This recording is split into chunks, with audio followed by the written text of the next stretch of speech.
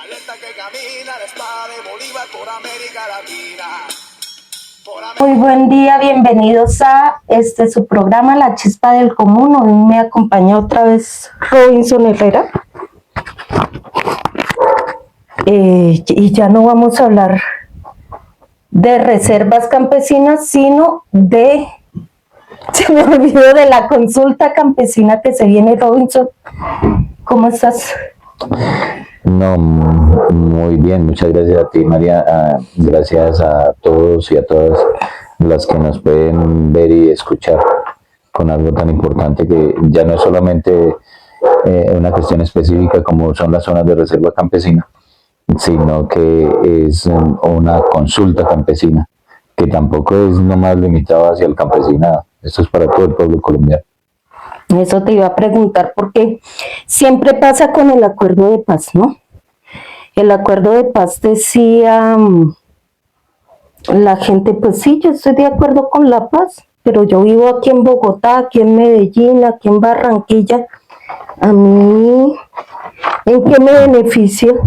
Si ustedes se volcaron a hacer un acuerdo de paz es para los campesinos, porque, bueno, fue una guerrilla campesina por X razones, y uno tiene que explicar el por qué el acuerdo de paz, sobre todo el punto 1, que es reforma rural integral, le beneficia al colombiano de a pie de la ciudad, que nunca ha sido campesino, que no quiere ser campesino.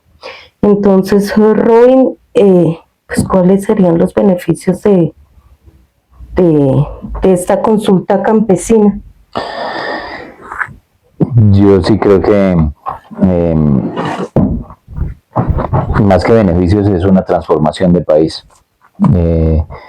Desgraciadamente el sector más golpeado por el conflicto social y armado, y sobre todo el social, más que el armado en Colombia, es el sector del campesinado, por el uso y la tenencia de la tierra, por las condiciones en las que viven o las que vivimos, por la cuestión social e incluso hasta la estigmatización misma, porque el campesinado, como lo hemos hablado en muchas partes, en muchos espacios, el campesinado ha sido estigmatizado por todo.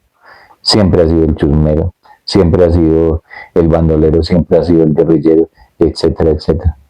Y entonces desde ahí se ha centrado una política que desde la oligarquía han tratado de imponerla para que exterminar, por decirlo así, el campesinado. Porque entre otras cosas yo creo que es el campesinado como la piedra en el zapato para la misma oligarquía. Porque yo creo que es el único sector que es como todavía aún persiste en su integralidad como libre. Fíjate que estaba hablando ya con unos compañeros sobre la consulta campesina y teníamos como la impresión o como la percepción de que realmente esta consulta campesina es una deuda que se ha tenido tanto el Estado colombiano como la misma sociedad colombiana. El compañero con el que hablábamos decía, porque así como lanzamos la séptima papeleta, la consulta anticorrupción, bueno, una cantidad de cosas y otras cosas más que se lanzaron desde la sociedad civil colombiana, pero sobre todo la urbana, porque no fuimos capaces nunca de ver la importancia del campesino en nuestra patria y de lanzar, de irnos a los territorios a conocer y lanzar con ellos hace 10, hace 20, hace 30 años una consulta campesina que fuera capaz de solucionar además el conflicto armado que en ese momento y que desafortunadamente aún se vive. Y creo que sí. Creo que fue desde la intelectualidad, desde los mismos colombianos de a pie de las ciudades. Esa es una deuda que tenemos no solamente con el campesino, sino con el país en general. Exacto, y es que en estos momentos, a pesar de todo lo que hemos comentado y de las vicisitudes por las que el campesinado pasa, hombres y mujeres, niños, jóvenes, en el campo, son casi, o somos casi 12 millones de personas las que vivimos en la ruralidad. Y pues, como vos lo decís, es una deuda que la misma sociedad tiene, porque entre otras cosas, yo no creo que no haya persona en Colombia, colombiano o colombiana, que no tenga esas raíces campesinas. Y eso es algo, pues, Claro. que prácticamente la persona que diga, no, es que yo no estoy dentro de eso, no quiero involucrarme, está casi negando su... Claro, mira que yo siempre he repetido una cosa, que yo no tengo raíces directas campesinas. ¿Por qué digo eso? Porque mis abuelos, incluso ya mis bisabuelos, eran obreros. Pero sucede que esos bisabuelos los tuvo que tener una pareja. Y esa pareja era campesino. Por ejemplo, por el lado de mamá tengo unos bisabuelos, ya sería que tatarabuelos, yo no sé, algún genetista que me diga, esperando el genetista, pues esos tatarabuelos, precisamente una era indígena y la otra era, y el hombre, el tatarabuelo era negro y eran del campo. Sí. Claro, él trabajaba en minas, él era prácticamente esclavizado en minas, pero llegaba a tener sus gallinitas, por parte de papá también, la otra parte eran de acá, muiscas, indígenas, del campo. Fíjese que ahí es algo que es importante. Eso, la consulta campesina, lógicamente, la estamos impulsando organizaciones campesinas, que es un sector, lógicamente, que nos identificamos, que tenemos unas culturas diferentes a las otras etnias como tal. Pero en últimas, por ejemplo, el indígena, el negro, incluso el palenquero, hasta, bueno, el raizal casi, digamos que son los de San Andrés, viven en el campo.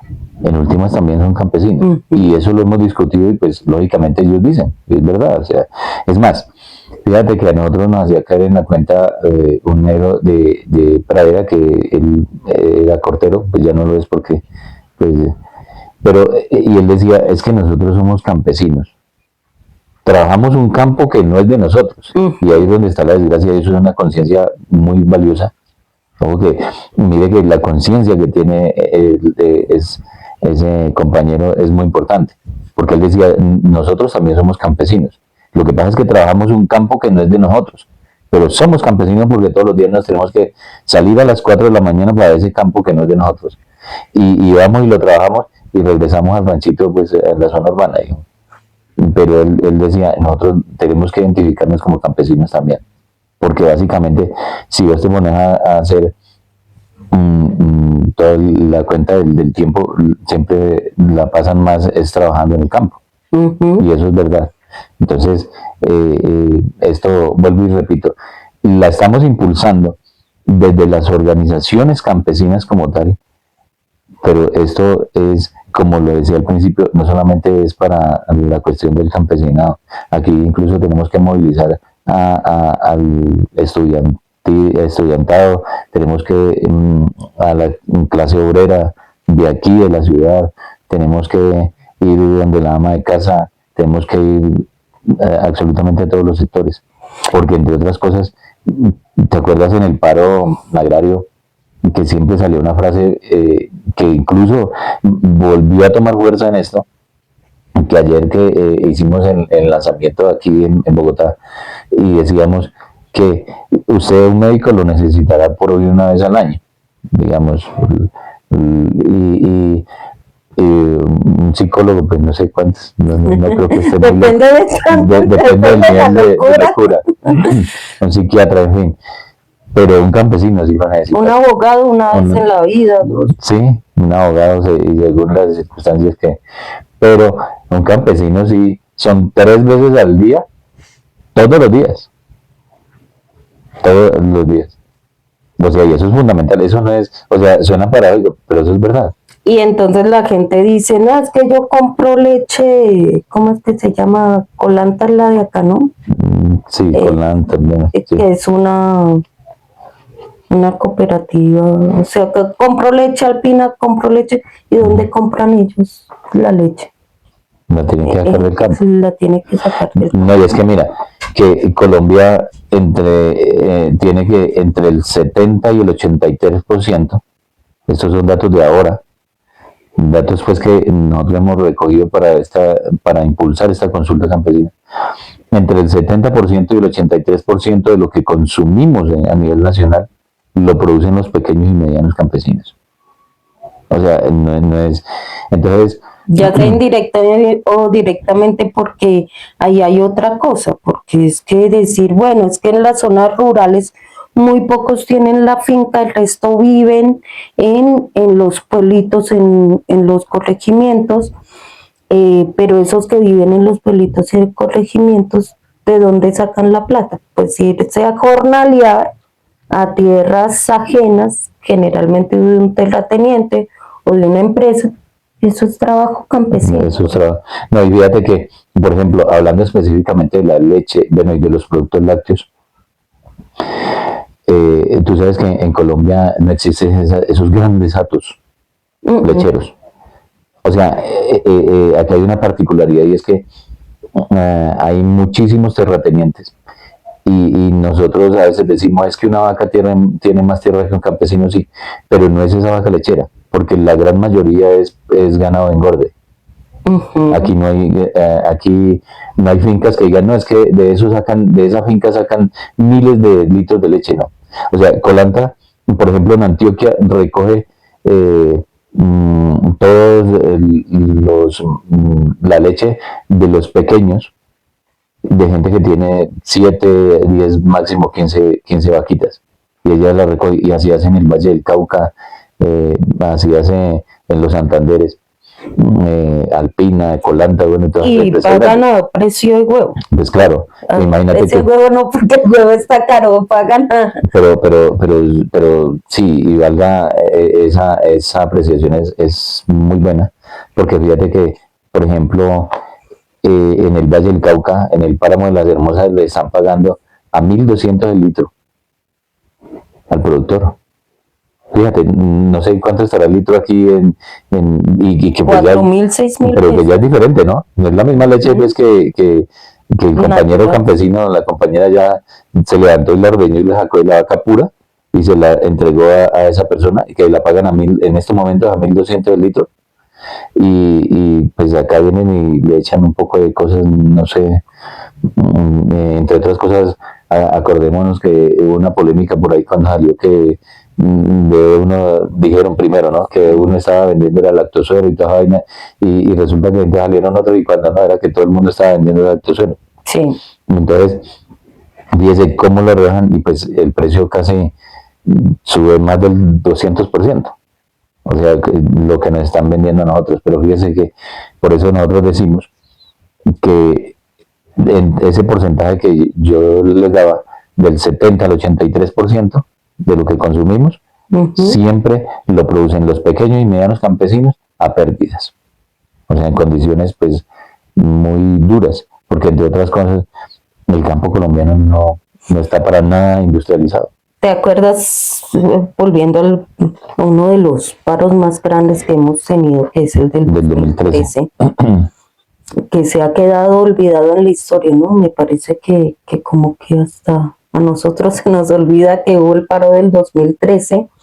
Uno de los productos que estaban más caros antes del paro era la alberja. La alberja estaba costando como 2.000 pesos en ese tiempo libra, y llegó a 8.000 pesos libra durante el paro. Y en ese momento el campesino, con todos los costos, o sea, al campesino le pagaban como 800 pesos libras, más o menos. Porque pues compran ese el bulto, pero sale casi Sí. 800 pesos. Incluso menos, porque en algunas partes estaba el bulto lo estaban comprando a 100.000 pesos bulto. ¿Cuántas libras son un bulto? Pues no nos vamos a poner de matemáticos ahora, pero sí, el campesino trabaja a pérdida. Ujú. Y fíjese que otra de las cosas que nosotros tenemos, pues que aparte de eso, la consulta campesina nos va a servir para tres cosas fundamentales. Primero, porque nos sirve como excusa para una pedagogía como la que estamos haciendo en este momento, que tenemos que hacerla, porque lógicamente las organizaciones campesinas pues que estamos dentro del territorio, hacemos esta pedagogía y se la decimos a la gente y todo eso, pero esto no trasciende hacia las ciudades. Nosotros ahora queremos es que la ciudad sepa por qué es importante. Y hay otro dato que me parece muy diciente, y es que en el 2024, estamos en el 2025, en el 2024 se importaron más de 11 millones de toneladas de cereales. O sea, y cualquiera puede decir, no, pues el trigo, por ejemplo, aquí no es, pues sí, o sea, tendríamos que importarlo porque es más, el trigo aquí y digo antes porque es así, lo sembraron aquí en la sabana con boyacense y toda esa vaina, pues, digamos, Colombia no tiene como esas condiciones casi como, por ejemplo, como en Rusia o Argentina, o en fin, Estados Unidos, pero digamos que, por ejemplo, el maíz sí, porque el Valle del Cauca debería de sacar toneladas y toneladas de maíz. El maíz, bueno, entre otras cosas, usted sabe que el monocultivo de la caña pues ha sido un problema de México. El maíz que están sembrando en el Valle del Cauca es un maíz transgénico y simplemente sirve para hacer etanol. Yo te voy a preguntar una cosa porque no recuerdo. Y si tú tampoco recuerdas, luego pongo ahí la información. En los 90, cuando se comienzan a firmar los TLC, hubo casi una prohibición de que Colombia sembrara maíz. Nosotros sembrábamos bastante maíz, teníamos cebada y algo de trigo también teníamos. Pues, como tú dices, la sabana cundiboyacense. Pero se hace la apertura económica gracias al señor César Gaviria y se hace la prohibición de sembrar el maíz y cebada. No sé si esa prohibición continuó. No, porque el decreto, pues en este gobierno se abolió, digámoslo así, porque ese era un decreto que iba en contravía de los derechos del campesinado, porque como pues la gran mayoría lo saben y los que no lo saben y las que no lo saben, pues lo decimos. Aquí se prohibió el uso de semillas y sobre todo las semillas nativas. Y entonces, como nosotros tenemos una tradición campesina, lógicamente, teníamos unas semillas que guardábamos pues a través de cada cosecha, pero en Colombia, sobre todo en el gobierno de Uribe, pues se radicó ese decreto para dos cosas. Lógicamente, primero, cerrar más la brecha al campesinado como tal, porque pues como te decía al principio, esto es siempre una cuestión constante que ha tenido la oligarquía para ir en contra del campesino, del campesinado, y lo segundo, pues claro, lógicamente para tener todo el camino expedito para las multinacionales. Entonces, nosotros no podíamos usar nuestras semillas, por ejemplo, de maíz criollo, para seguirlas sembrando. Y lo que tú dices es que como sembrábamos nuestra papa, nuestro maíz, nuestra habichuela, nuestra arveja, pues eso fueron cortando en este gobierno pues se quitó ese decreto, porque eso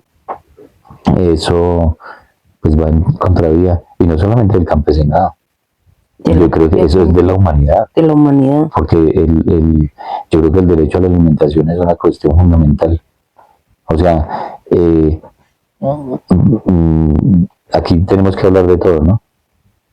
Y lo que está haciendo, por ejemplo, Israel en estos momentos, con la hambruna que está provocando en Palestina, eso incluso mata más que las balas. Claro. Y aparte de eso, es mucho más doloroso, digo, en términos de la guerra como tal, porque al fin y al cabo, pues es una cosa dura, pero pues hay que decirle, pues una bomba mata inmediatamente, ¿cierto? Pero una persona que sufre inanición debe ser muy horrible. Y eso es una provocación. Y ver digamos, morir a sus hijos. Claro. O sea, y aquí aprovechamos a enviarle un abrazo solidario al pueblo palestino, a las madres palestinas, porque eso debe ser una cosa muy terrible, mano, que ahora le tiren a uno una bomba y tenga que sacar a sus hijos medio vivos de los escombros para dejarlos, para después verlos morir de hambre. Durante semanas ya llevan un año en ese genocidio, es que toca decirlo, este genocidio es terrorismo. Exacto. Eso es importantísimo. Yo creo que mire que tiene que ver mucho con la cuestión que lógicamente este sector, que es el que crea los alimentos, por decirlo así de alguna forma, el que produce los alimentos como tal, y llegar a un tema como este, que en estos momentos, por ejemplo, lo que ha pasado en el mundo, por ejemplo, pasó en Ruanda, pasó en el Congo, y ahorita que lo estamos viviendo en vivo y en directo, como se dicen, porque es desgraciadamente, pero resulta que esto no empezó hace 2 años. O sea, la cuestión de este genocidio y de esta masacre, porque lo que tú ves y la salvedad que haces es muy importante. Esto no es una guerra. O sea, una guerra es entre dos pares que tienen casi las mismas condiciones, incluso tienen puede que tengan las mismas condiciones culturales, sociales, ambientales, un poco de cosas, pero es que yo creo que hoy en día la única defensa que tiene Palestina es los pueblos del mundo. Y pues todo el mundo vio lo que pasó con la flota, la Sumut. Todo el mundo ve todo lo que está pasando, porque Palestina no tiene nada. O sea, Palestina no, desde la misma ONU le prohibieron que tuviera un ejército, desde que llegaron al Estado de Israel allá. Y Palestina pues no tiene con qué defenderse. Entre otras cosas, creo que una de las cosas que sí hay que apoyar mucho y que lo dijo Petro, fue de crear un ejército para la defensa de Palestina. Y yo, o sea, personalmente y desde nuestra organización campesina, nosotros apoyamos esa idea. Y hay que también hacer la salvedad, porque desde Blue Radio, y perdone la coña, deberíamos mencionarlo, pero Néstor Morales, podemos decirle el Radio Azul. lo que dijo Néstor Morales era que Petro estaba proponiendo un ejército igual a la OTAN. Entre otras cosas, la OTAN no debería ya existir porque aquí no hay guerra fría, ya ahorita es un poquito más caliente. Entonces, proponer un ejército para ir a hacer la Tercera Guerra Mundial, ¿quién dijo? O sea, los ejércitos incluso no se crean para una guerra. Pues nosotros tenemos la experiencia. Las FARC, siempre lo hemos dicho, las FARC salió como una cuestión de autodefensa. Y no se creó para decir, no, es que vamos a hacer la guerra del Estado. Y ya después, lógicamente, las dinámicas era para proteger a la población que está ahí, que el abuelo de Paloma Valencia, valga la cuña, lo bombardeó. Pero así es la realidad. Pero sí, un abrazo solidario al pueblo palestino, que ha resistido mucho.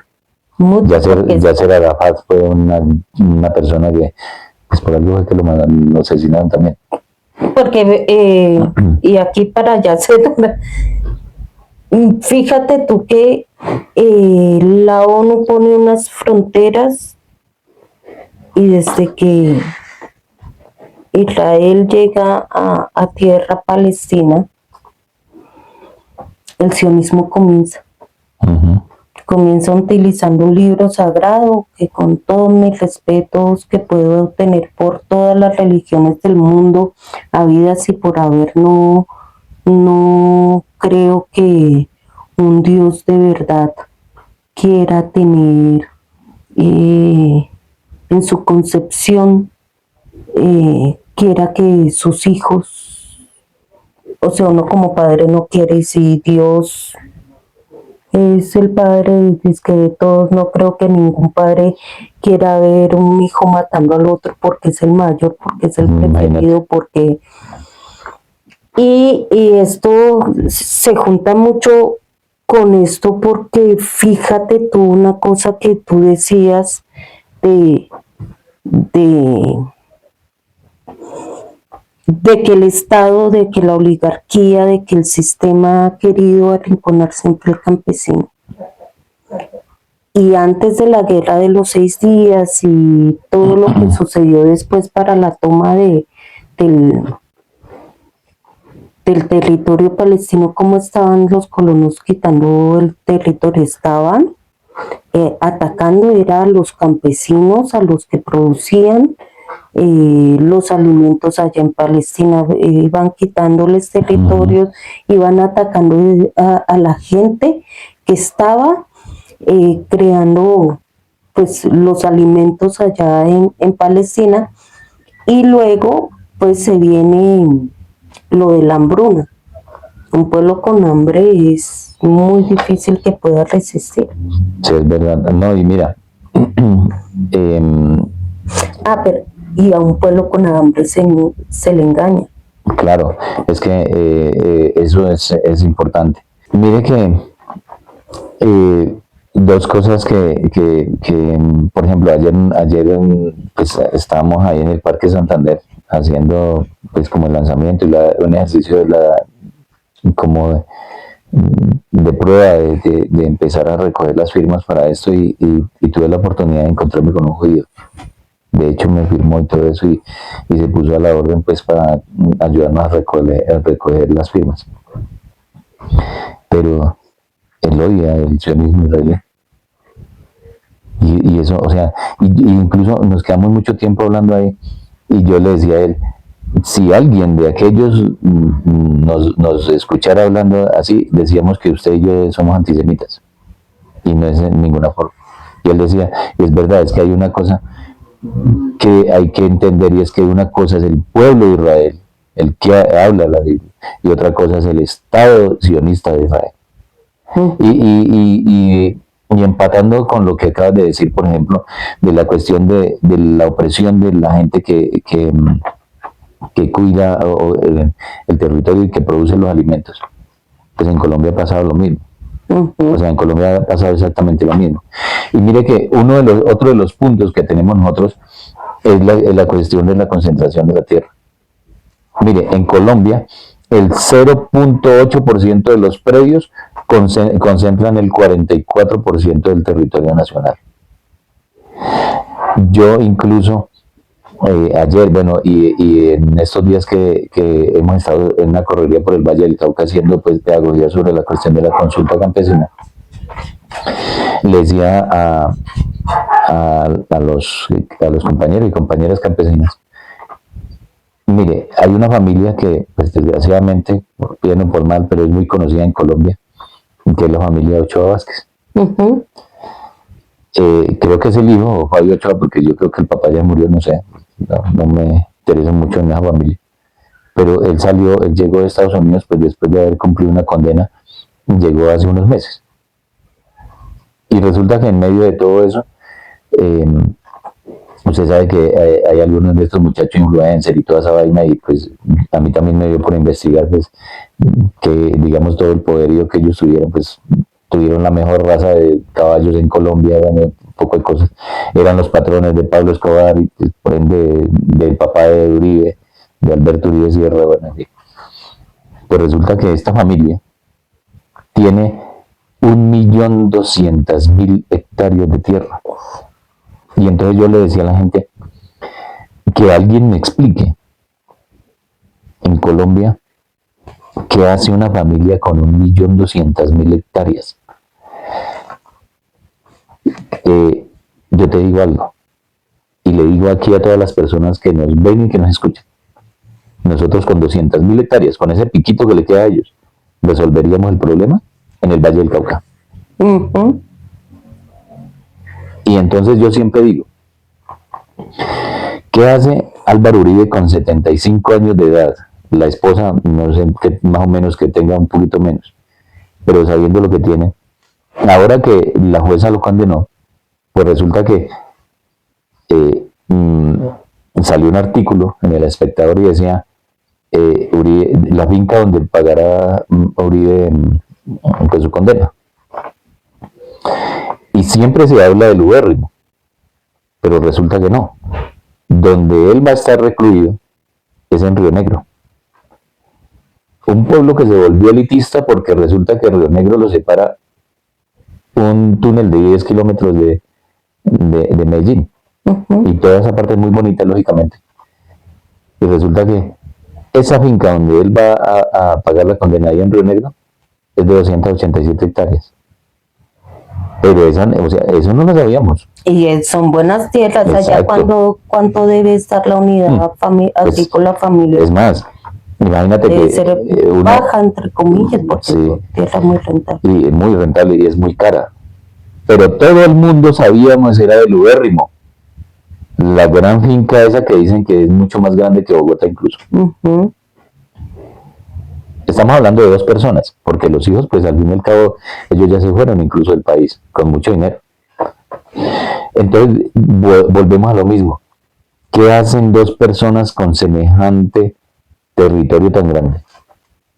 Mientras usted va y usted conoce el problema de mucha gente, más o menos en este momento 187 familias que están a la orilla del río Bolo, allá en Pradera, por ejemplo, que cada que hace invierno se les lleva la mitad del rancho que tienen. Hay dos cosas ahí. Primero, la concentración de la tierra como tal, que es el epicentro del conflicto social y armado en Colombia. Por eso ha habido un poco de cosas, han habido estudios sociológicos, han habido toda la guerra, bueno, en fin, toda la cuestión, muchos muertos, bueno, en fin, desplazamientos. Pero ha creado un discurso dentro del mismo pueblo, claro, es siempre auspiciado por la cuestión de la oligarquía. Y la gente tanto que llega a decir, por ejemplo, cuando sucede esto en Pradera, que les comento que se les lleva la mitad del rancho a la gente, porque pues ese es simplemente el espacio y un espacio del río. Y mucha gente, de la ¿Quién gente sabe ahí, cuántas tragedias ya pasaron? Muchas. Niños que se van en muchas. Incluso les cuento así rapidito, el año pasado, pues que el partido, nosotros fuimos allá y de hecho por medio del partido fue que una demanda de la corte, pues hoy en día le ordenó a la administración que reubicara a esta gente que lleva como 25 años en eso. Y entonces de hecho pues ya están en ese proceso. Y eso fue gracias al partido Comunes, que lo hicimos y un señor tenía unos cerditos y pues el rey se leyó los cerditos y un ternerito que tenía. Pues claro, él saca el ternerito todos los días a pasear donde a los medios de los cañales, ¿sí? Y pues se le llevó todos los animalitos. O sea, y se ha llevado gente, o sea, se han muerto muchas personas, niños y niñas, se han ahogado. Y entonces, pero resulta que vuelvo y digo, es que mucha de la gente dice, del pueblo como tal dicen, ¿para qué van a hacer un rancho allí? O sea, como si eso fuera una connotación de simplemente, porque quiero hacer un rancho al pie del río. Ah, sí, O sea, yo estoy aburridísima de vivir aquí en mi mansión y me voy a ir Y tú conoces el plan del Valle del Cauca, Sí. semejantes extensiones de tierra que hay, pero como no existe otro pedazo más, sino ese que está a la orilla del río, pues les toca. Y eso ha sido fundado siempre desde arriba. Entonces, fíjese cómo el campesinado y todo lo han sumido simplemente en acorralado cada día más. Y mientras no se resuelva este problema en Colombia nunca va a haber paz. Nunca. Además, y aquí es una cosa muy paradójica, ¿no? Porque entonces obviamente nosotros, ¿qué es lo que dicen? Es que los comunistas y los de izquierda quieren que todo el mundo vive en pobreza y quieren abolir la propiedad privada y mira que no, pues que la propiedad privada que siga, pero para todos por igual. Así como el señor Uribe tendrá derecho a tener una finca que pueda pagar sus impuestos, ¿cierto? Y todo eso, pues los campesinos tenemos derecho a tener tierras dignas y a tener en donde trabajar. Y la gente de la ciudad tiene derecho a tener su vivienda digna, porque es que la propiedad privada que se defiende en la Constitución del 91 y que defiende todos los días los banqueros, Vicky Dávila, Blue Radio y todo eso, es la propiedad privada de los ricos.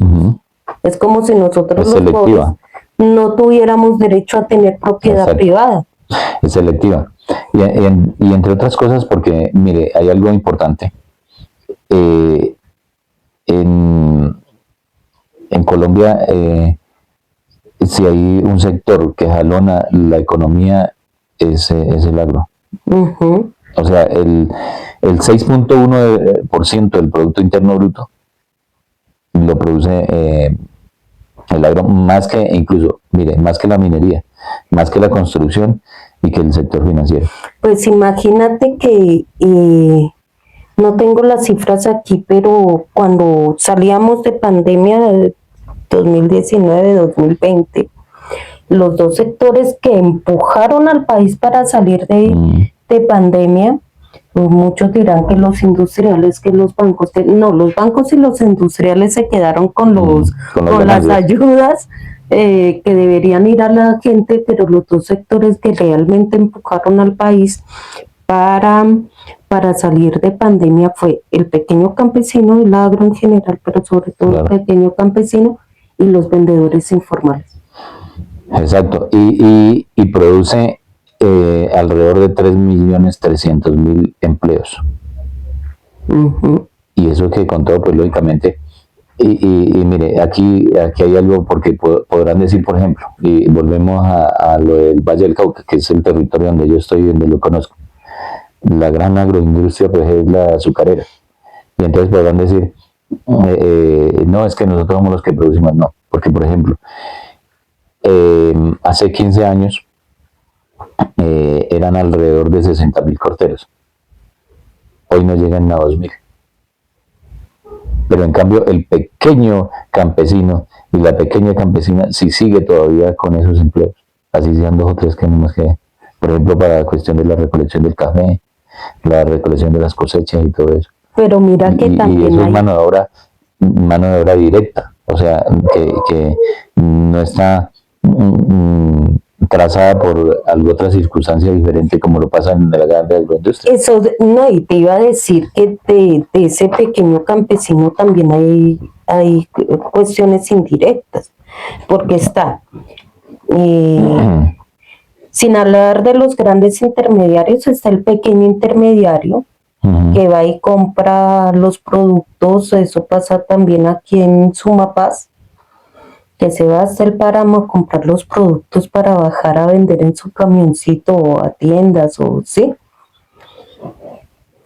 Está las que pueden no contar como campesinos directamente, pero creo que tienen mucho que ver, están las plazas de mercado. Todos esos hombres y mujeres que trabajan en las plazas de mercado, que ahora están siendo atacados, que hay que decir que nuestro camarada, ven que se me olvidó cómo se llama, Marco, Luis Alberto Armán. Eso básicamente lo está impulsando el camarada Paulo Catatumbo. Pues claro, nosotros desde la bancada, pues, como siempre, de la bancada de comunes y sobre todo pues Marco que sí lo está, digamos, pues como en el Valle empujamos tanto desde el sector campesino, la 259 que es el proyecto de ley que se está impulsando para la cuestión, dos cosas fundamentales, la dignificación de las plazas y galerías. Eso es lo mismo, porque aquí en el centro le llaman plaza de mercado, pero pues por ejemplo en el valle o en otras partes le llamamos galerías. Eso es lo mismo, que ha perdido la connotación. Y es que, como hablábamos, se supone que las plazas de mercado y las galerías son espacios donde llega el campesinado a venderle sus productos directamente al consumidor. Pero resulta que lo que se ha convertido, las plazas de mercado y las galerías, lo que se han convertido es en los intermediarios mismos. Porque el campesino simplemente llega y le vende a una persona que tiene un puesto ahí en la galería o en la plaza de mercado y entonces él ya revende. Pero mira que todos, volviendo al tema, pues todos esos son trabajos dados que generalmente ves por el pequeño campesino. Claro. Que mire, trabaja perdida. Exacto. Mire, vamos a leer las 5 preguntas, porque son 5 preguntas. La consulta campesina, bueno, salió desde que nosotros hicimos el lanzamiento de la Convención Nacional Campesina por allá en el 2022, porque sabíamos, como pues vos lo dijiste ahora rato, esto es una deuda histórica, no solamente del Estado como tal, sino de la misma sociedad frente a un poco de reivindicación del campesinado. Entonces, para llegar a estas 5 preguntas, pues hemos discutido muchísimo, mucho. Nosotros somos más de 1000 organizaciones campesinas a nivel nacional las que estamos alrededor de todo esto y hemos discutido y primero arrancamos como con 11 creo, después la bajamos a 8, después a 6 y terminamos en 5 y entonces pues algunos y algunas podrán decir pues que son estudiosas de este tema, podrán decir no, pues es que hay algunas que están en la norma, pero pues lo que pasa es que nosotros las metimos aquí y por eso mismo lo vamos a explicar. Y por ejemplo, la pregunta 1, ¿está usted de acuerdo con que el Estado a través de la Agencia Nacional de Tierras, que es la máxima autoridad en Colombia, yo hago este ejercicio, yo le pregunto a los campesinos y a las campesinas cuando voy a territorio y les digo, ¿ustedes se acuerdan del INCORA? Pues claro, del INCODERSE. Digo, pues, ¿ustedes saben qué hoy en día es el INCORA? No. Hoy en día es la Agencia Nacional de Tierras, la Agencia de Desarrollo Rural, la Agencia de Restitución de Tierras, bueno, son como 5, la SAA incluso. Y eso lo hizo un Estado fascista para que cuando algún día tuviésemos, por ejemplo, un gobierno como el de ahora, que es un gobierno de transición, nos quedara bien difícil a la gente del pueblo llegar a acceder a nuestros derechos. Entonces yo lo explico así. Digamos, cuando la gente ve que la Agencia Nacional de Tierras, el gobierno va y le adjudica predio, le entrega predio, venga María, le adjudicamos este predio, entonces le dan su título. Pero usted, imagínese, y hay que ponernos bien esta, le recoge su título y se tiene que ir para la ADR, para la Agencia de Desarrollo Rural, que es la que tiene la plata, para decirle, mire, es que yo ya la Agencia Nacional de Tierras me dio este título, entonces yo necesito que usted me dé para un proyecto productivo. Y si es en un municipio como Pradera, que es un municipio PEDET, que salieron a partir de los acuerdos de paz, pues usted tiene que ir para la ART. Y pues es bien difícil, usted imagínese un campesino, una campesina que deja su machete y su asadón, hermano, y tiene que venir, y sobre todo, por ejemplo, aquí, todo como es tan centralizado, porque en las regiones no te van a solucionar eso. Pero a partir de eso, la Agencia Nacional de Tierras simplemente titula. Eso, claro, lógicamente es el 95% de una escritura. Pero usted con ese título tiene que ir a una notaría. Entre otras cosas, es una de las cosas que yo digo que pues, deben desaparecer. Y usted tiene que ir a decir al notario, a la notaria, bueno, en fin, hágame la escritura. Y allá se la hacen. Pero aún así usted todavía no es dueña de ese predio. porque usted tiene que ir a una vaina que se llama la ORIP, o sea, la Oficina de Registro de Instrumentos Públicos. Y entonces, y allá son el 10% de lo que cuesta su predio. Más Y fácil si es su predio, mano. y si su predio vale 60 millones de pesos, usted tiene que poner 6 de su bolsillo. O sea, es bien difícil. Y te lo digo porque, bueno, pues, tuve la oportunidad de trabajar en la ORIP. Por ejemplo, en Cali, que es la regional del Valle, y bueno, de esa parte del suroccidente. Entonces, usted tiene que pagar una vaina que se llama la boleta fiscal, y eso la paga uno en el departamento. Si usted va a la Secretaría Departamental y paga eso, entonces eso oscila entre 27.000 y 78.000 pesos. Y digamos que esté más o menos intermedio, póngale 50.000 pesos. Pero eso dura horas, a las 72 horas te vence. Entonces, si usted deja pasar esas 72 horas y no va y radica ya en la oficina de registro de instrumentos públicos, tiene que volver a ir a pagar los otros 50.000 pesos para que radique. O sea, eso es una cosa tenaz. Y súmele los transportes. Entonces, pues claro, y el tiempo. Y el tiempo. Bueno, y lo que no trabaja vos no te imaginas la gran cantidad de personas que llegan allá a la oficina de registro de instrumentos públicos, pero muchísimo. Entonces, mire, dice, ¿está usted de acuerdo con que el Estado a través de la Agencia Nacional de Tierra recupere baldíos sin fase judicial? Eso es lo importante. Entonces, cualquiera podrá decir, no, pues que eso ya está en la norma, que la Agencia Nacional de Tierras pues que recupere los baldíos de toda la nación, ¿no? Entonces, que lo recupere y lo entregue. Lo que pasa es que ahorita eso, incluso hay procesos que duran hasta 10 y 15 años. Entonces, eso es imposible. O sea, es imposible. Y entonces seguimos, dice, adquiera predios y disponga de los bienes rurales incautados al narcotráfico, la corrupción y a los grupos armados para destinarlos a las comunidades campesinas sin tierras como estrategia para superar la desigualdad y la violencia. Claro, cualquiera podrá decir, no, es que eso está dentro de los acuerdos de paz. Pues sí, está dentro de los acuerdos de paz. Lo que pasa es que nosotros lo ponemos ahí porque como usted, y lo hemos repetido muchas veces aquí, una de las cosas es el desconocimiento de los mismos acuerdos como tal. Pues esta es una, y como lo decía ahora rato, esto es una excusa para decirle al pueblo, venga, movilicémonos, y esto es parte incluso de poner al cumplimiento de los acuerdos. Pero además te doy una información. Esto habla mucho, salí de la CECIBI en el 2021, ¿no? Creo. Yo salí casi que terminando el periodo de Duque. Porque Duque decía que ya había metido yo no sé cuántas hectáreas de tierra al banco de tierra que dice el punto 1.1 del acuerdo final de paz. Sucede que cuando vamos a investigar esas hectáreas de tierra, si no tenían problema con la SAE, tenían problema con la NT. El 74% de los predios que el gobierno Duque metió al banco de tierra, obviamente no los entregó. ¿Para qué queremos un banco de tierra que va a acumular tierra y no va a entregar a los campesinos? Pero ese 74% no se podía entregar, por lo que tú dices. Está la norma desde antes.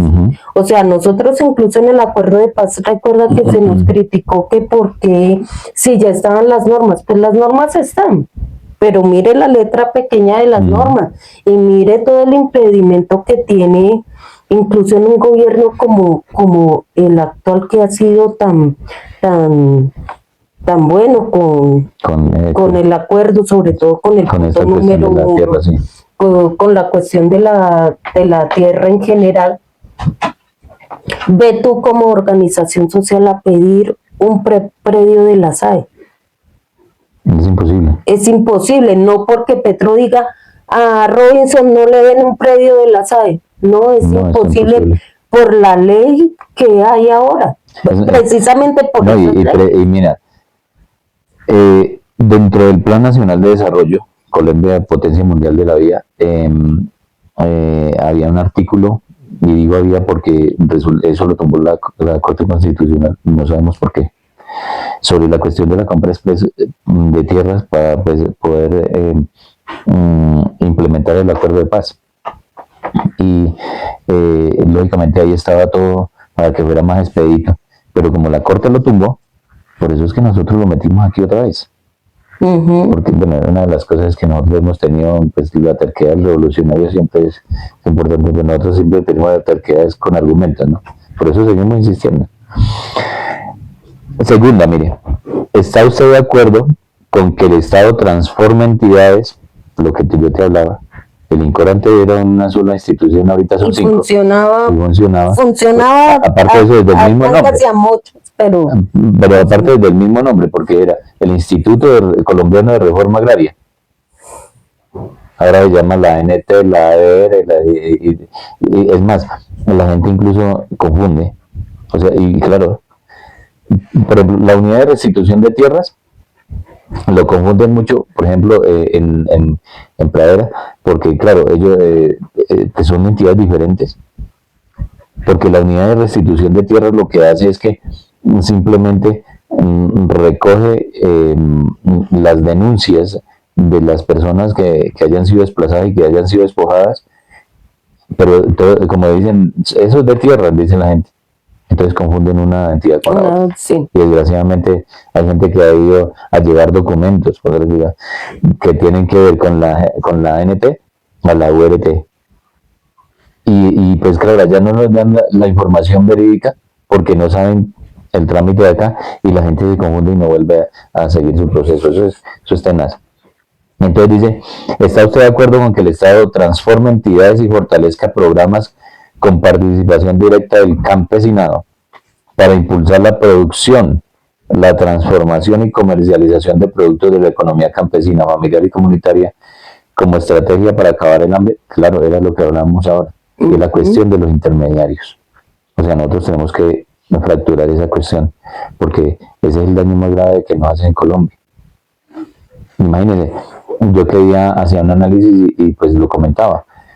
Al productor, por ejemplo, de ciertos sectores en el valle le están pagando 15.000 pesos el racimo de plátano. Y vienen acá y ese intermediario se lo vende a uno en 60.000. Es más, hay algo paradójico y es que ese intermediario nunca le ha dado un asadonazo a la tierra. Sí. Entonces, imagínate. Tercero, ¿está usted de acuerdo con que el Estado garantice que las comunidades campesinas que habitan en áreas ambientalmente protegidas puedan permanecer, participar en su ordenamiento y cuidar dichos territorios con acompañamiento, inversión pública y proyectos agroecológicos? Pues claro que sí. Yo vengo de un páramo. Es más, nosotros tenemos un proyecto de ley que se llama Páramos con Campesinos, el Partido Comunes. Porque nosotros conocemos bueno, aparte de eso, porque así como yo, hay muchos y muchas camaradas que también nos crecimos en eso. La zona de reserva campesina de Pradera tiene el 79% de su polígono dentro de ley segunda, donde allá ustedes no le pueden titular nada, en fin, porque incluso esa ley es obsoleta, porque lo que hicieron con esa ley fue, ellos se excusaban en el decir que esa era una ley para proteger los recursos naturales. Mentira, lo que estaban protegiendo era una cuestión del agua como elemento monetario. Claro, porque además ahí hay una cosa y te hago aquí, esto ya lo habíamos dicho en otros programas que los invito a verlos, a darle me gusta, pero es que claro, esos campesinos que llegaron a esos páramos, a parques nacionales, a todas estas cuestiones naturales de protección ambiental, primero llegan después de una secuencia de constantes revictimizaciones por parte del Estado desde los años 20, y segundo, lo que decíamos es que sí, están los campesinos en los páramos, porque el tatarabuelo le tocó irse a un páramo porque lo persiguió los chulavitas y los terratenientes, pero ya están ahí, y la solución No es echar a unas personas de su finca que históricamente están ahí incluso cuidando Claro. esos lugares, sino la solución es vamos a plantear unas protecciones para que sigan cuidando esos lugares, para que mejoren su forma de producir, Claro. para que vean mejores maneras de producir sin afectar el medio ambiente. Eso es verdad. No, y pues claro, o sea, lógicamente lo que tenemos es que organizar y reorganizar el territorio. Eso es lo que viene, digamos, las zonas de reserva campesina, entre otras cosas. La cuarta pregunta, mira, ¿está usted de acuerdo en que todas las instituciones del Estado garanticen la protección de los derechos del campesinado, sus territorios y su desarrollo integral bajo el cumplimiento del artículo 64 de la Constitución Política y con enfoque de género?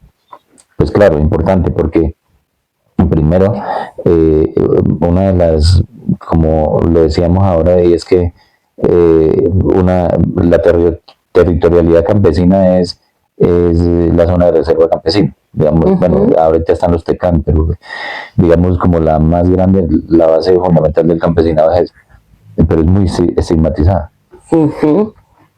Y eso ha hecho que sea muy frágil en la cuestión de la protección de sus liderazgos. Y lo otro es que nosotros, bueno, Colombia siendo, paradójicamente, Colombia siendo un país campesino, apenas el año 2023 fuimos reconocidos como sujetos de derecho en la Constitución Política. Y hay algo importante que aquí dice con enfoque de género, y es que la gran mayoría de mujeres en el campo no son dueñas de su tierra, es el hombre. Pues estaba viendo en general. Los poquitos que tienen pues su pues, título.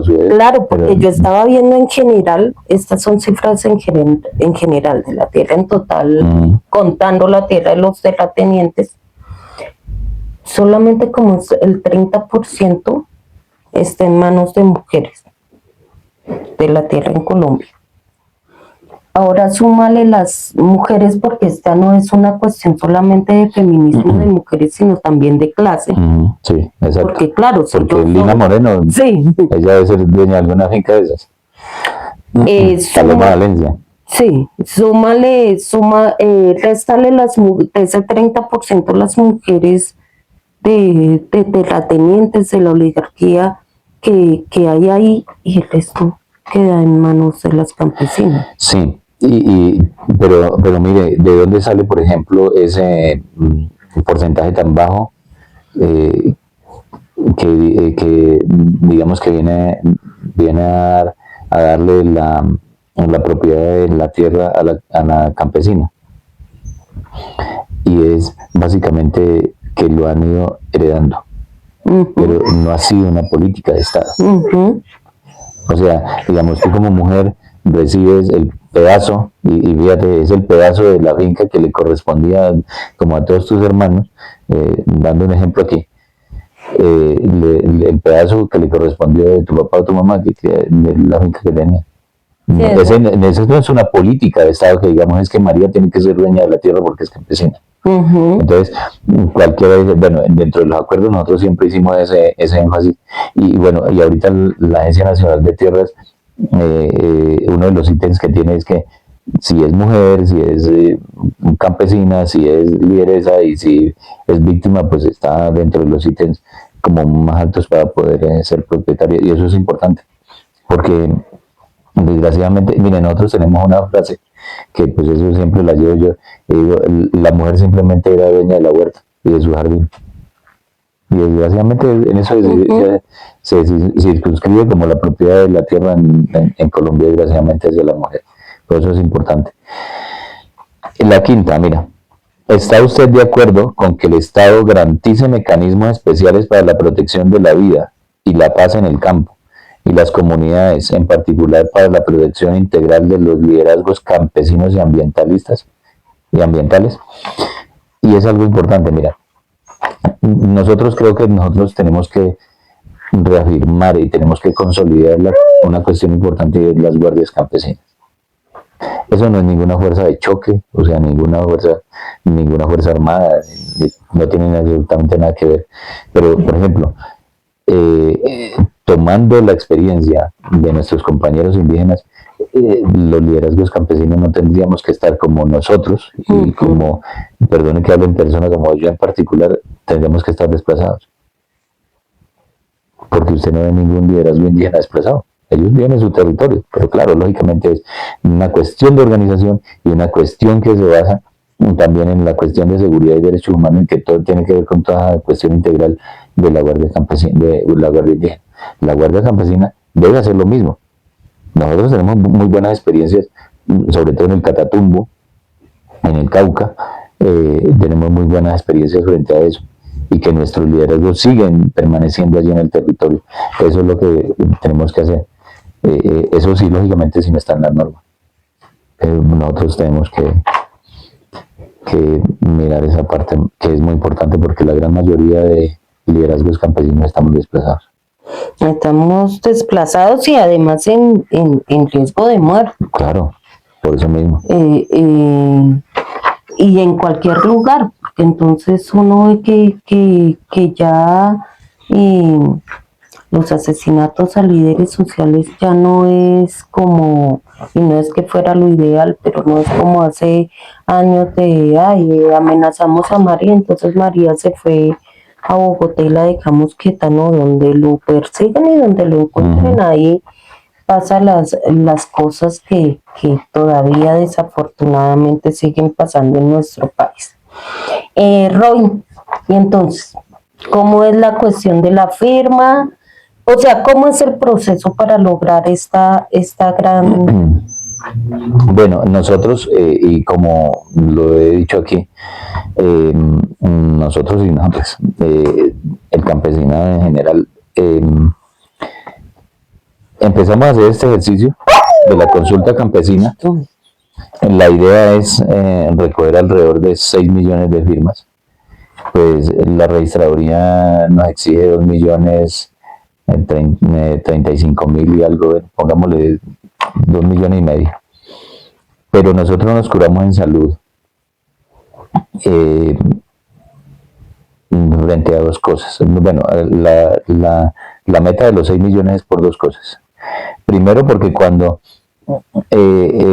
la registraduría haga la depuración, lógicamente no vayamos a quedarnos cortos y nos falte, eso es como el buen estudiante, ¿no?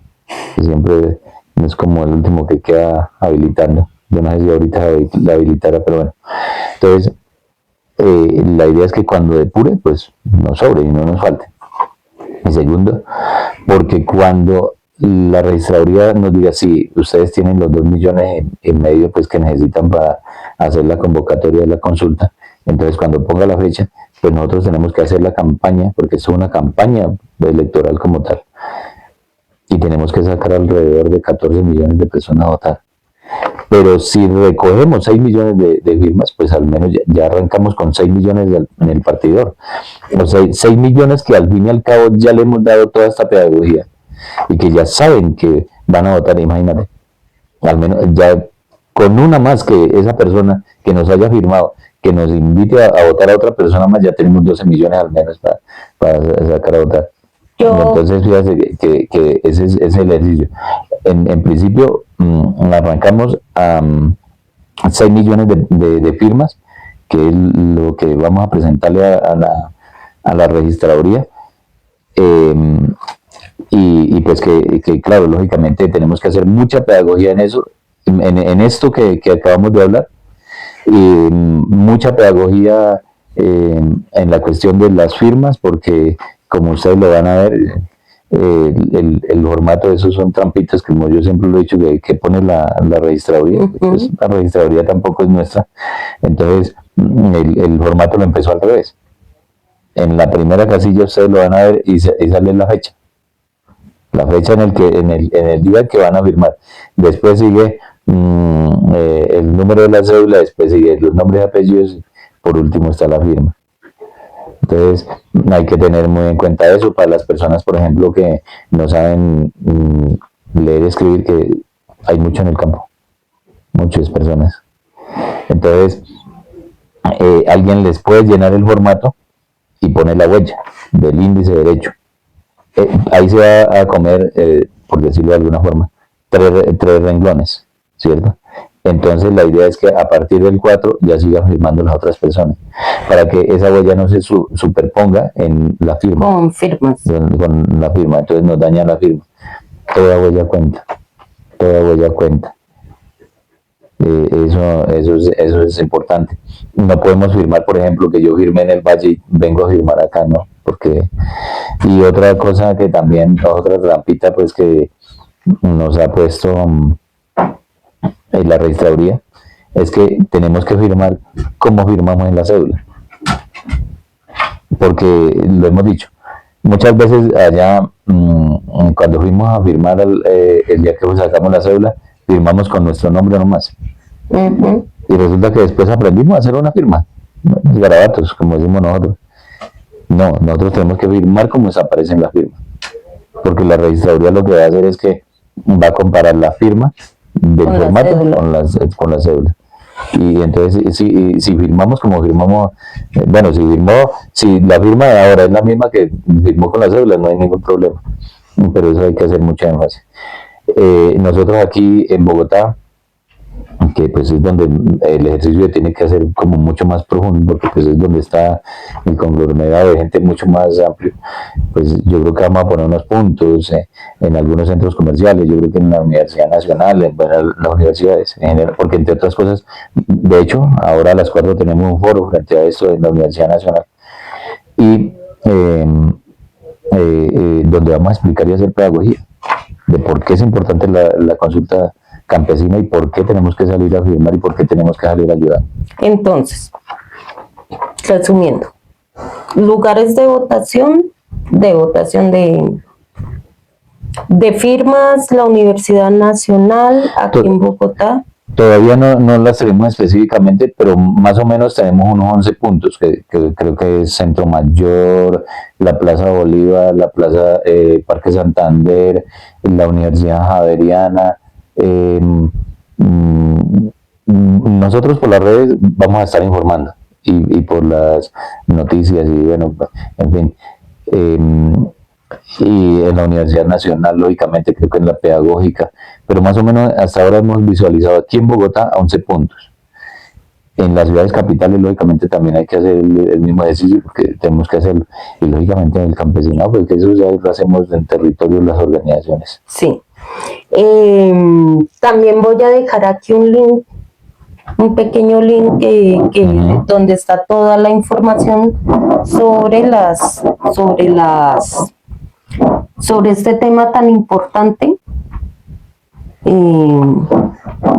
y pues esperar de las personas que nos escuchan y nos ven en este programa, donde después compartiremos más a fondo, pues digamos, cuando tengamos el conocimiento de todos estos puntos de firmas, y obviamente hacer la pedagogía cuando entren al link con toda la información que hay allí, porque necesitamos esos 14, ojalá 15, ojalá 50 millones de votos para, porque este es un paso que podemos dar desde los campesinos, desde los estudiantes, desde las amas de casa, para nuestro propio beneficio, para nuestro diario vivir, para mejorar el país.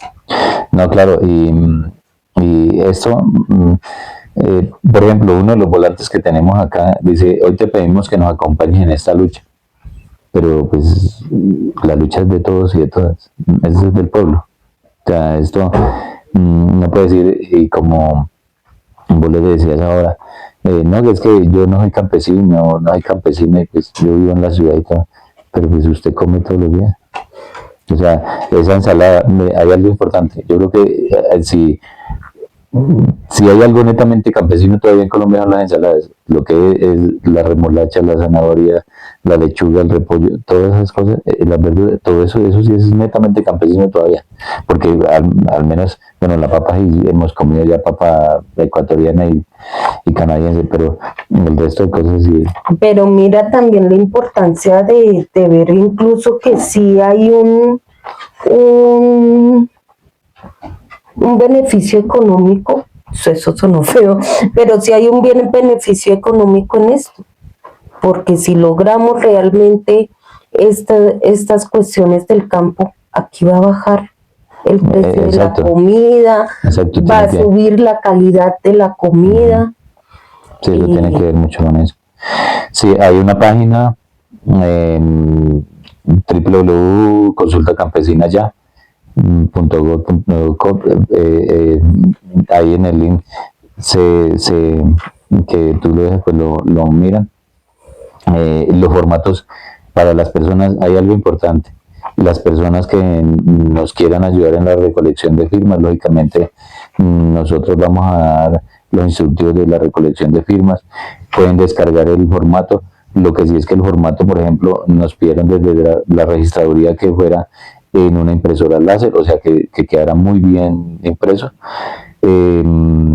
Y pues las otras medidas, pues que la gente no se vaya a salir del renglón, que sobre todo con las personas mayores que no entonces tienen la letra muy grande y que si se salen, entonces la idea es que la otra persona no firme ahí más ahí, sí. Exacto, sino que no se sobrepongan las letras.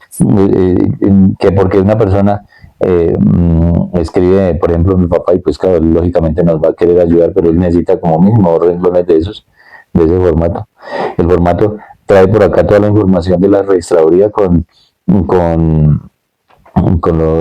los ítems que te digo, con las casillas que te digo, y por detrás trae la exposición de motivos, o sea, el por qué nos dio por hacer esta consulta, toda la cuestión, y que el campesino es un sujeto de derechos, está en el artículo 64 y todo eso, como toda la parte legal. Bueno, yo imprimo, yo no soy del partido, yo no soy de nada, yo imprimo mi formato y pongo a mis vecinos, a mis familiares, a mis amigos a firmar y hago todo bien. ¿Dónde llevo ese formato? Nosotros aquí vamos a tener unos puntos de recepción, sobre todo, por ejemplo, las organizaciones que pues somos como hermanas, digámoslo así. Aquí en Bogotá, por ejemplo, a la Casa Cultural La Roja, ahí pueden llevarlo. La dirección no me la sé, pero bueno, entonces aquí eso es otra tarea. Como 16 con bueno, 30 y algo. La Casa Cultural La Roja, ahí pueden llevar los formatos con las personas que nos quieran ayudar. O sea, y en cada ciudad habrá, sí, me imagino, nosotros vamos a poner puntos de recepción municipales y departamentales. Entonces, la gente aquí de Cundinamarca, por ejemplo, yo creo que, porque como eso se tiene que sistematizar después, entonces, claro, eso sí, lógicamente, está el punto de recepción, porque incluso creo que la idea es poner una sede nacional aquí en Bogotá, ¿cierto? Pero digamos, nosotros que somos del partido, que tenemos unas organizaciones, pues al principio, en estos momentos, por ejemplo, si alguien dice, yo bajé el formato, y como yo tengo, el formato trae 15 casillas, y yo tengo 20 personas, ese formato lo puede llevar hoy en día a la Casa Cultural La Roja. Y de ahí ya cuando pongamos la sede, porque es una campaña política, es una campaña electoral. Perdón. Y supongo que también se podría enviar por correo. Yo vivo, qué sé yo, por allá en el culo del mundo, no sé si puedo decir culo, en un municipio por allá de X, bien lejos. Sí. Y puedo que firmen mis vecinos y mis amigos y claro, en sobremanera por correo. De pronto a los correos de las organizaciones. por ejemplo, el correo de Astracaba, el correo de las Cancaba, el correo de la ACS, al correo de la CONAMO, al correo de la Coarena, al correo Pero tiene que ser correo físico. O sea, físico, Sí, sí, o sea, claro. Servientrega, no correo Sí, sí. electrónico, porque Sí. no se puede escanear ni No, nada. pues lo envían A la roja. a la roja mientras tanto. Ujú. Sí, porque tengo entendido, no sé, eso no se puede escanear ni nada de eso. No, porque tiene que llegar todo en formato. Después se sistematiza, pero eso lo hace la registraduría. Claro, como te digo, la idea es poner una sede nacional aquí en Bogotá. Y entre otras cosas, la gente nos va a identificar porque vamos a poner carpitas, ¿no? Unas carpas con el logo, después tú le pones, hay varios, el logo es Consulta Campesina Ya y todas esas que tienen, y las banderitas, y los y las que van a estar recogiendo las firmas, pues van a estar con su gorrita, su camisetica y toda esa vaina, chévere. Y entonces la gente la va a identificar en los puntos que te digo. Y la sede nacional, pues lógicamente como una sede, como cuando se hace una campaña electoral. Es que esto es una campaña electoral, pero como yo les digo a los compañeros, ¿para quién? Para nosotros. Para todos, Para el todos. pueblo colombiano. Bueno, Robinson, muchísimas gracias. No, muchas gracias a ti por otra vez en el programa chévere. Gracias a todos y a todas las que nos escuchan. Y el programa y los programas, no solamente para que lo ven y lo vean y nos den me gusta. Yo creo que estos programas son también como una pieza de debate. Para que la gente discuta sobre esto, que nos diga, bueno, también que nos den aportes, que nos digan, creo que no es así lo que dijeron, esto es importante para la transformación del país. Sí, sería muy interesante, siempre les decimos, comenten por favor, o sea, me gustan, compartan a sus amigos, comenten. Nosotros aquí no somos los dueños de la razón. Si ustedes piensan que nos equivocamos, si de pronto nos equivocamos, porque sucede que es que las mujeres no son el 30% de las dueñas de la tierra, sino el 20%. Quizá el 15%, bueno, María, mucha bruta, usted como dice eso, era tanto, y aquí está, y todos aprendemos entre nosotros mismos lo que podamos aprender, y por eso es muy importante lo que tú dices, que comenten y nos retroalimenten de sus conocimientos y de si están de acuerdo o no están de acuerdo. Sí, verdad. Bueno, entonces nos despedimos. Muchísimas gracias. No olviden seguirnos en nuestras redes sociales. Un abrazo para todos. Alerta que camina la espada de Bolívar por América Latina. Por América